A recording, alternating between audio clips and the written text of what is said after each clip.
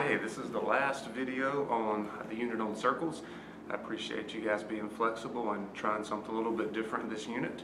I know it's been a lot of work, but hopefully you've learned quite a bit about circles. And the last lesson might be the easiest one, and I think you should have seen it in Algebra 2, but talking to some of you, you may not have, which is fine. We'll also do part of this again in pre-calculus, but it's basically graphing a circle. So if you think about the definition of a circle, it was the set of all points in a plane equidistant from a given point. So what information would you need to graph it? You would need, well, where it's located and how big it is. So you would need the radius and the center point. So let me show you the equation here at the top, which says if the center point is h and k and the radius is r, then the standard form of a circle is x minus h squared plus y minus k squared equals your radius squared.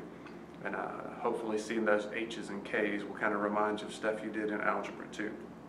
So a real easy example might be, and this is example 1 there in lesson, what lesson is this? 11.5.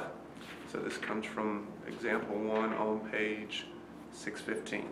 But it says if you've got the center point is at 5, -2, and the radius is 7, to write the standard form of your circle.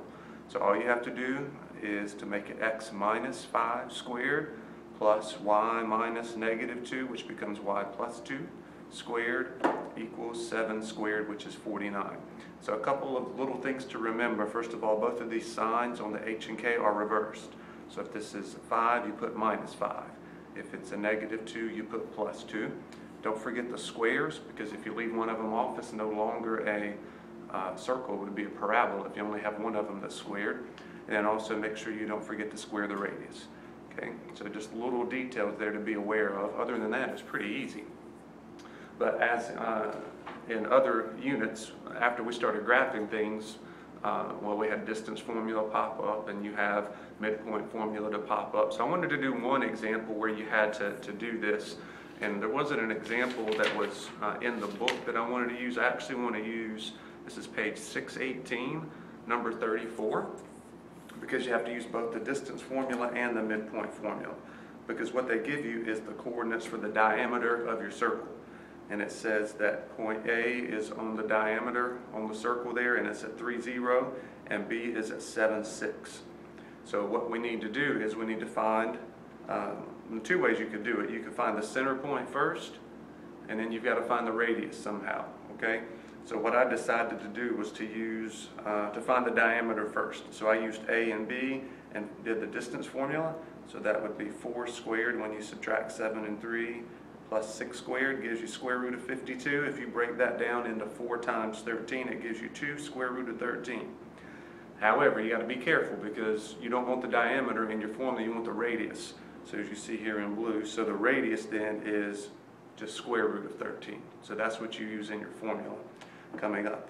And then you also need the center point. We don't have the center point. 3, 0, and 7, 6 are both on the circle. So if you average those or use the midpoint formula, halfway between 3 and 7 is 5, and halfway between 0 and 6 is 3. So your center point is 5, 3. Your radius is square root of 13. So you're ready to write your equation. Don't forget to change your sign. So it's x minus 5 squared plus y minus 3 squared equals, what happens when you square the square root of 13? Square root goes away and it's just plain 13 down here. Okay, you could have also found the center point first and then used the distance formula using 5 and 3 and one of these points, and you wouldn't have had to divide it by 2. It would give you the radius to start with. So I wanted to show you that and remind you that anytime we're doing graphing, you may have to use distance formula and midpoint formula. And I think that wraps it up for this unit. We will do a little more on circles in the next unit when we are talking about areas. So we'll use the pi r squared formula and start talking about geometric probability, like what's the probability of landing in the bullseye. You'll have concentric circles. So we'll see a little more with circles coming up, but this will be the end of everything you'll need for this test coming up on Monday. Okay, good luck. If you have questions, you can email me or come see me during office hours.